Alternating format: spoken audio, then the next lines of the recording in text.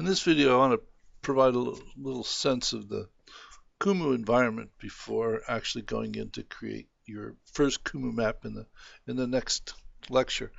So once you log in, you'll end up on your dashboard, which will show you all of the projects that you have access to, which will be your projects and any projects that anyone else has given you access to.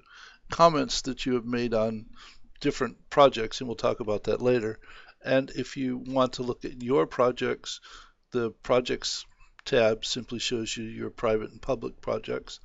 From here, you can create a new project, or you can also create a new project up here. And I'm going to use one that I created specifically for this video, which is the Kumu Environment. When you initially enter the project, here is my username, STW, and the name of this project is Kumu Environment. My advice is to keep the project name short, succinct, to the point, not half a dozen words, because you'll find out later that this URL gets pretty unwieldy rather fast once you get into accessing various aspects within the project itself. So that's the URL that you would give someone else to access this project. When you initially enter the project, you have a profile for the project itself, and the default name for the map itself is called map, and this is the canvas on which you create the relationship map that you're going to create.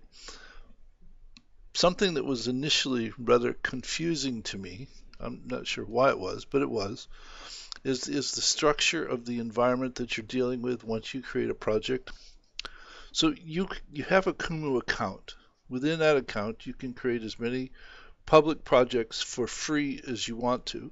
If you want to create private projects, you're going to have to pay for them. It's sort of the same pricing model as Prezi and a number of other web-based environments.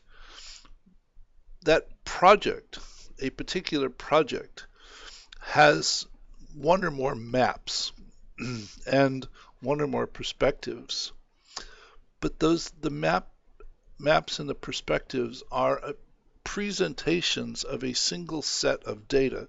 So there is a set of data for the project, and the map defines what cross-section of that data is displayed, and the perspective defines how it looks. So that you might think about it as having a number of different maps for a particular geography. You might have a road map, you might have a topographical map, you might have a number of different views of that particular area. So the map is simply a presentation of some cross-section, or maybe all of the data set, and the perspective defines what it looks like when it's presented.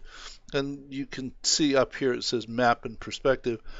You can have multiple maps and multiple perspectives for the same set of data.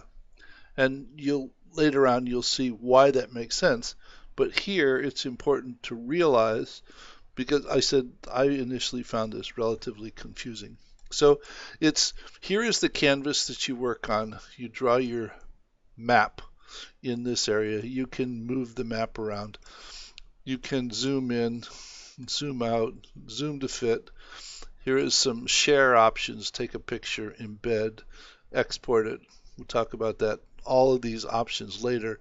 And the help built into Kumu is marvelous. There's an introductory video, there's all of the shortcuts, and there's also a help.io file, which is the typical user's manual, and it's very well written.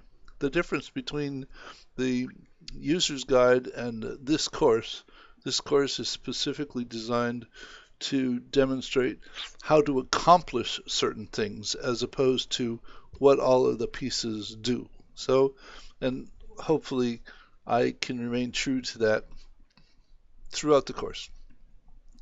The couple other things, this is the default label for map, and you can change that, and if there are multiple maps you can switch maps.